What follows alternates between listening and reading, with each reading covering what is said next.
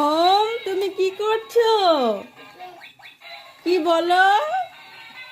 কি এটা? কি এটা? বল। ও, কে এনে দিয়েছে? পাপা এনে দিয়েছে? মাম্মা এনে দিয়েছে তো। হ্যাঁ, এটা কার? দাদার? তোমার? না, এটা দাদার। তোমার এটা? তুমি খেলু করছো? কিভাবে খেলতে হয় এটা?